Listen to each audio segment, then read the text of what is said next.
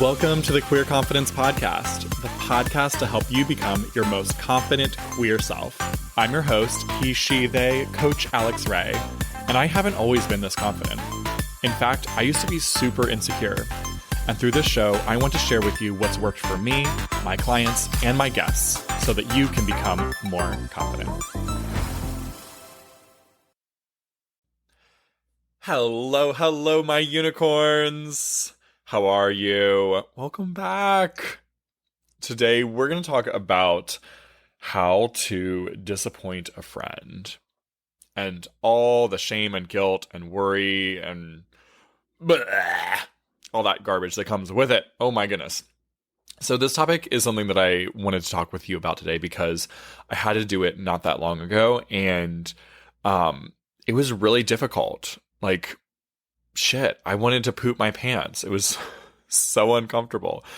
And on the other side of it, it felt so good. And I feel a whole lot more, a whole lot more confident, obviously, but just a whole lot more trust in myself and with the ways that I'm able to stand up for myself and have my own back. And so I wanted to share this with you too, while it's on my mind, and give you the same kind of way of standing up for yourself and disappointing a friend, and the same kind of testing mechanism I use to see, okay, what's the decision I actually really want to make here, so that you can make a decision, even if it will disappoint a friend.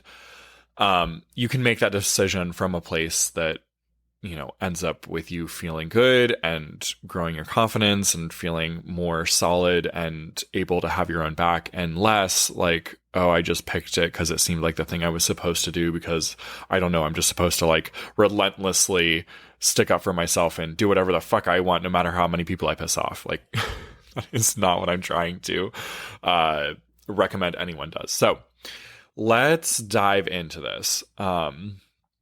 I'm going to tell you a little bit about the scenario that I was in, and then hopefully that paints a great picture for you to be able to do, to find in your own life.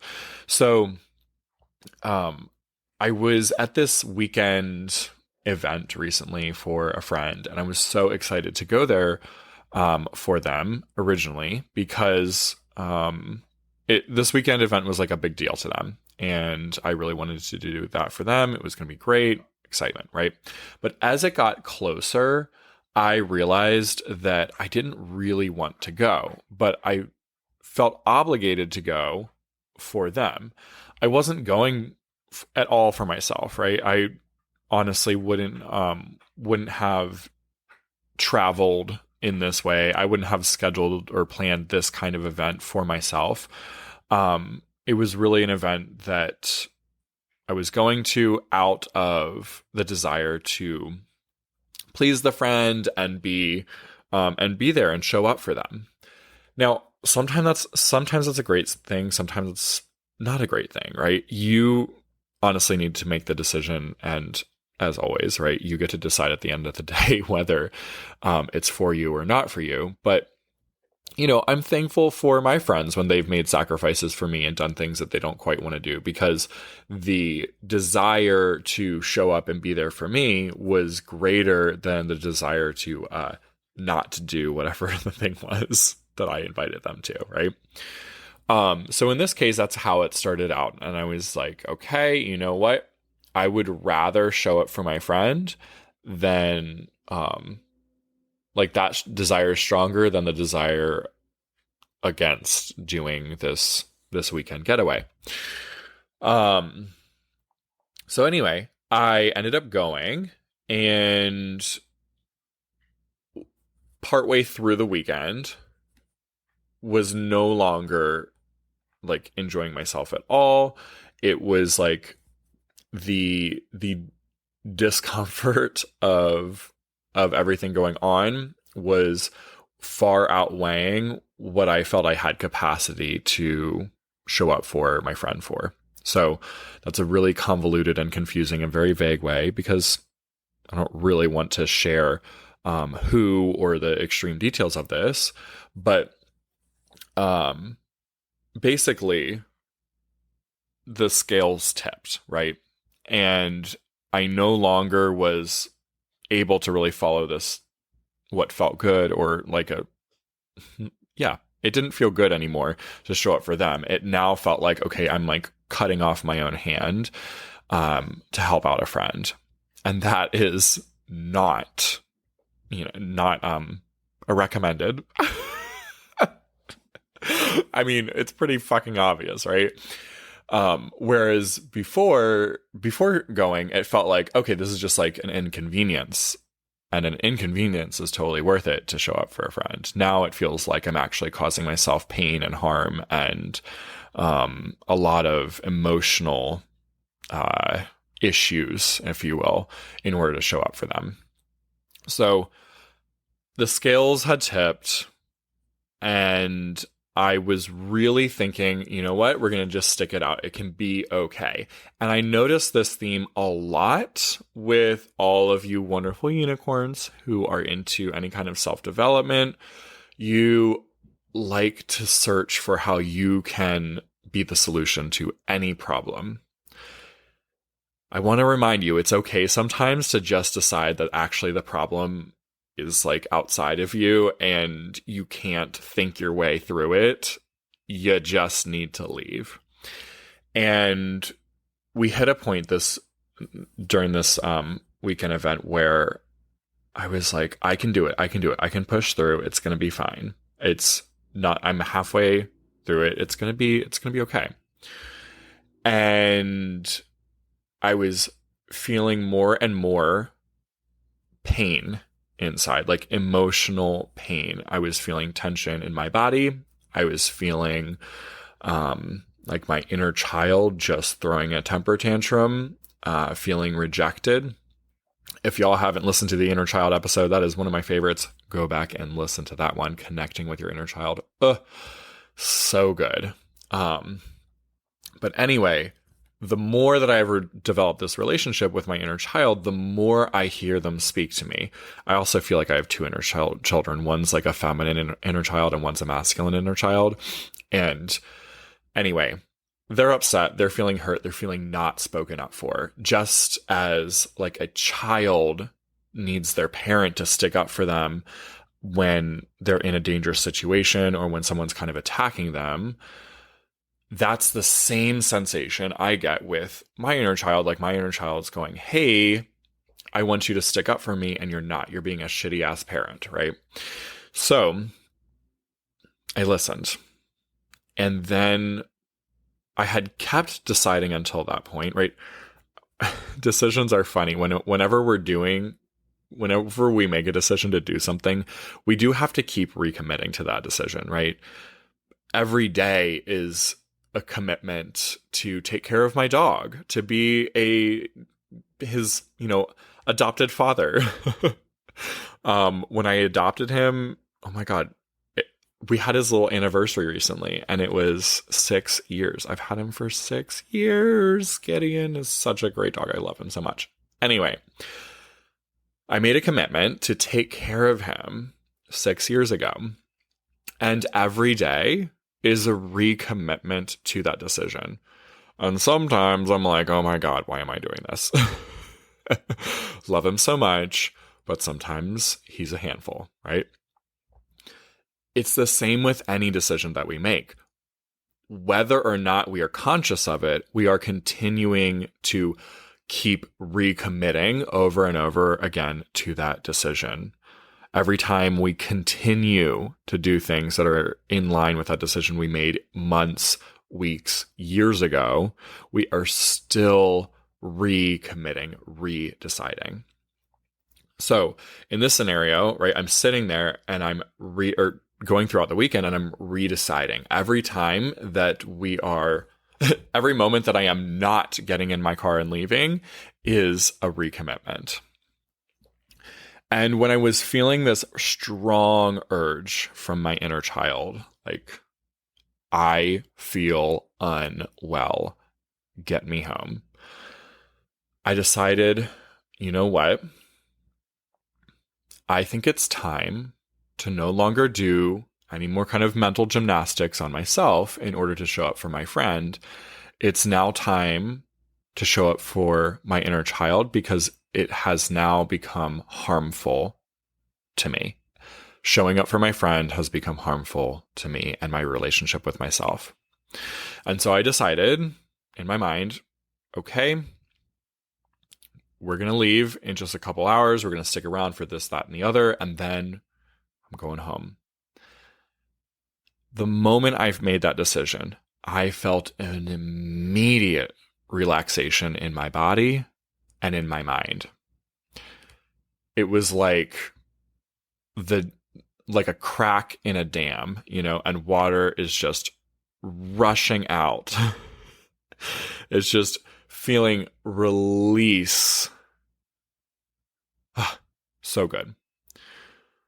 So, what the heck is all of this for you, right? Besides what we've already picked apart.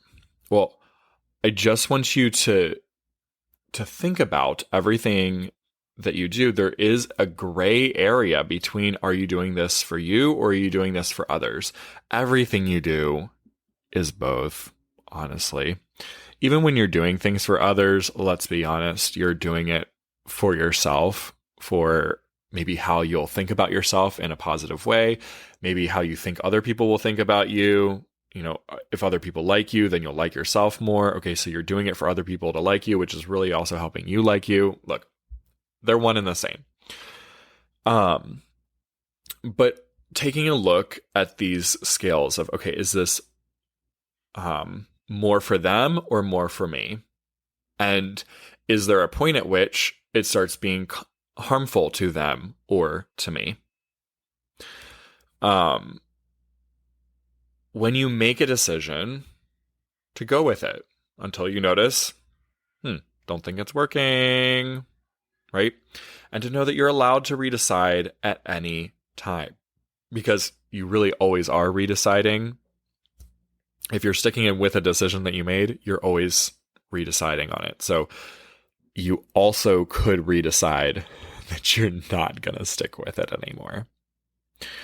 And I just wanted to reiterate that because I think there are a lot of you that feel really guilty about changing your mind, making a new decision, because you were taught that something's wrong with that and that something's wrong with you if you do that, and you need to be like, I don't know, somehow enlightened and perfect and able to just know your entire future. Make one decision now and stick with it till you're dead, right? And that is not reality. Sometimes it serves you to make a commitment, to stick with it, and then to do the mental gymnastics in order to get your mind on board when it's less comfortable. And you can find, like I had a client the other day, we were working on this together, and this client realized that he actually wanted to stick something out that was feeling really uncomfortable because he wanted to see how he could actually stick it out and praise himself and elevate himself and grow his relationship with himself, how he could maybe go through this scenario in the future with a whole lot more self-encouraging thoughts going on and less of the self-deprecating ones, right? So different scenario. Then there's a scenario like I was in that I know you found yourself in before, where it is time, my friend, to stop committing to the same decision, to allow yourself the freedom, the permission to redecide and change your mind and realize, okay, that was a decision that was good for me then with the info that I had. I'm glad I had that experience. Thank you, self. Thank you, universe. Thank you, friends, whatever. And I'm changing my mind now. This is where it ends. And this is where I make a turn. This is where I turn off the road. I no longer need to be following this path. And I think the best measurement, best barometer for yourself of whether or not you should stick with a decision or change your mind is whether it feels forced and gritty or like you've just released water from a dam. Do you feel a release, like, oh my gosh, yes, this is going to be great. I can see how going through this scenario, I will be able to breathe, and I'm going to just work on the mindset work, and I'm going to stick with it because I'm going to be able to be more encouraging to myself. I'm going to be able to stand up for myself. This is going to provide me a whole lot more freedom in the future. Or is it the release? Do you get the release when you say, you know what? We tried this and it's no longer the right decision. We're changing our minds. This became, unintentionally, an episode all about changing your mind. So I want to loop back around to disappointing friends. Because it really is about both changing your mind and disappointing friends, right? So in the scenario that I described, I did have to disappoint my friends. And whenever you change your mind about a decision, you are typically faced with a scenario where you're going to disappoint some people, right? Often people that you care a lot about. The important thing to remember, my friend, is that, like I said at the beginning, cutting off your own hand to help somebody else is really not useful. Maybe if their life depended on it, you'd be willing to sacrifice your hand for your, like, someone you love for their life. But that's not the scenario. You've never been in that scenario. You're not going to ever be in that scenario, most likely. But when helping becomes self-harm, it's time to redecide. And to approach that conversation, I highly recommend you just start with, I did this and I did it imperfectly. So I want to remind you, you don't have to be perfect with this, but I do want to give you just a little hint of how I approached it so that it gives you a starting spot. And then I want you to be willing to be perfectly imperfect as you try this out and experiment with disappointing people you love. So I approached it like, hey, can I talk with you for a few minutes? Great. I've realized that I'm no longer able to stay here. This is not working well for me. Here are some reasons that I felt comfortable sharing for why I was deciding to leave. And they were very personal reasons. They were things that I was like, hey, these are things that I'm aware of. These are kind of some traumas, some triggers, some things from my past. I recognize that I'm imperfect here. And, this is me. And so I need to honor this. And it's not right for me to stick around. So I'm going to leave. And I'm very sad to be doing this because I feel like I'm disappointing you and letting you down. And that really makes me sad. And I'm very sorry about that. But this is the right decision for me. So letting others know, hey, it's not about them. It's about you. This is a me thing. Letting them know that you're proud of yourself for making this decision because it's you standing up for yourself. Letting them know that you are concerned about disappointing them and that you are, that you are worried or sad or sorry even for the scenario and the potential disappointment that they're going to experience. And then reiterating the boundary that, even though I am really sad about that and I don't want to disappoint you, I know that this is the right decision for me. So those are kind of the components I would recommend as you approach a conversation about disappointing a friend. And ultimately, I just want to remind you that you are allowed to decide and redecide at any time, and that you are the only one that knows how everything is affecting you, right? You don't want to make your friends responsible for constantly knowing what's best for you in the moment and your well-being. They can't possibly know. They could maybe give some suggestions, but they can't possibly know what's going on in your mind and in your body. So if you realize there's something that you need to do, something that you need to change, some action you need to take, and it may affect a friend, it's okay. It is not their job to know or even understand or tell you what you should or shouldn't do.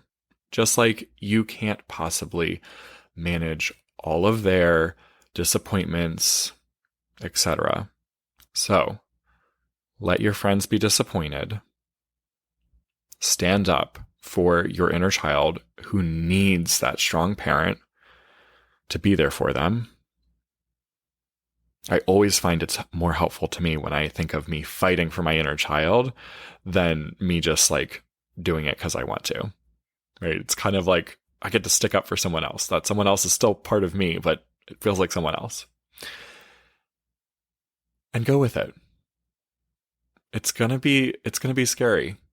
Let your asshole clench. It's gonna be fine.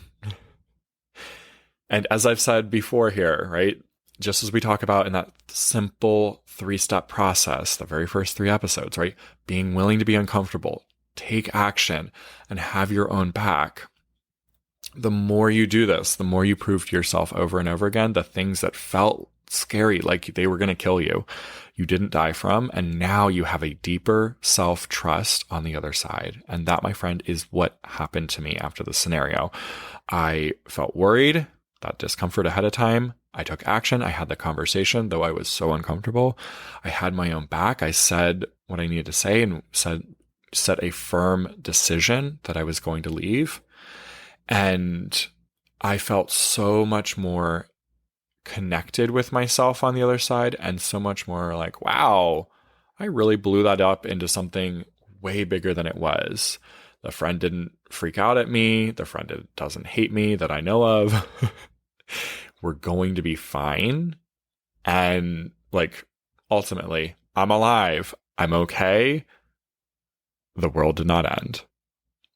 We can have uncomfortable conversations and we can let our friends down. It's going to be all right. Okay, my friend, have a fabulous week. Thanks for being here. So great chatting with you. And I'll see you on the next episode.